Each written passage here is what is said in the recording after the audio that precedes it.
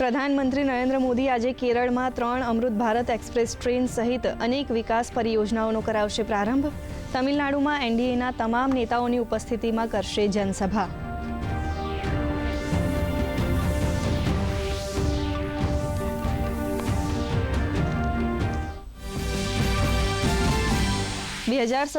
માં થનારી વસ્તી ગણતરીમાં પ્રથમ તબક્કામાં પૂછાશે 33 પ્રશ્નો.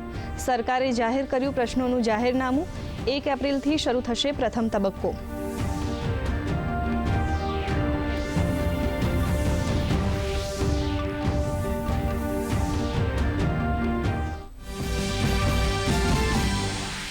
યુરોપિયન સંઘ ગ્રીનલેન્ડ માટે એક મોટા પેકેજનો મૂકશે પ્રસ્તાવ.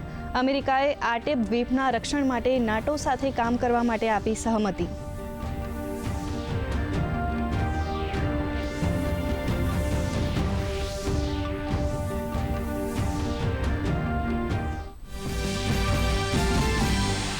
WEFમાં દાઓસમાં નાયબ મુખ્યમંત્રી હર્ષ સંઘવીનું નિવેદન. કહ્યું, ટૂંક સમયમાં દેશભરમાં small nuclear reactor through energy produce કરવામાં ગુજરાત બનશે પ્રથમ રાજ્ય. 3 થી વધુ ગ્લોબલ કંપનીઓ સાથે ટેકનોલોજી અને ઇન્વેસ્ટમેન્ટ માટે કરાઈ બેઠક. જાન્યુઆરીમાં રાજ્ય સ્વાગત કાર્યક્રમમાં 4057 રજૂઆતોની કરવામાં આવી કાર્યવાહી.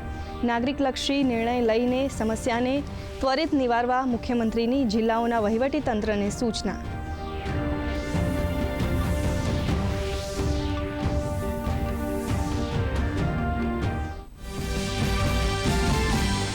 રાજ્યના 2 આઈએએસ અધિકારીઓની કરવામાં આવી બદલી.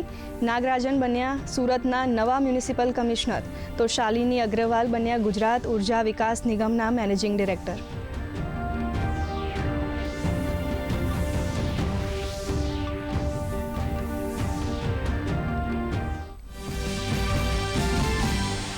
દિલ્હીમાં ઠંડી વચ્ચે બદલાયો મોસમનો મિજાજ.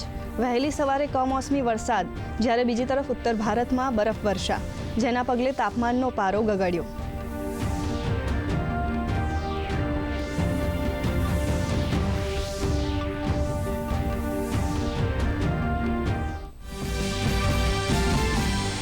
નાગપુરમાં જીત બાદ ભારત હવે રાયપુરમાં કરશે ન્યૂઝીલેન્ડનો સામનો.